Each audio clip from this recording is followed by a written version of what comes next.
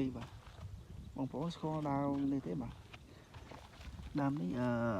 ស្រុកខ្ញុំគេហៅផ្លែសាវម៉ាវព្រៃហ្នឹងដើមសាវម៉ាវព្រៃវានៅខ្ចីអញ្ចឹងយើងហូបអត់កើតទេបើវាទុំទៅវាចេញជាពណ៌លឿងអាហ្នឹងនៅក្មេងៗខ្ញុំធ្លាប់ហូបដែរអញ្ចឹងកាលនៅមើលគោមើលក្របីអីជាមួយមិត្តភ័ក្តិអីនៅក្មេងៗតូចៗហ្នឹងដោយសារបេះអាហ្នឹងហូបដោយសារវាមានរសជាតិជូរអែមអញ្ចឹងវាជាផ្លែឈើព្រៃអញ្ចឹង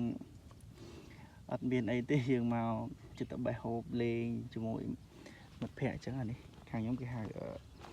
សាវម៉ាវព្រៃអញ្ចឹង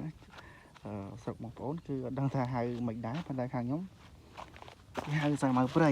នេះវាទុំគឺបែបនេះនេះផ្លែវាទុំទៅនេះក្រមរបស់វាគឺបែបហ្នឹងអញ្ចឹងពេលយើងញ៉ាំទៅវារសជាតិវាជូរអែមអញ្ចឹងវាម្យ៉ាងដែរផ្លែឈើប្រភេទហ្នឹង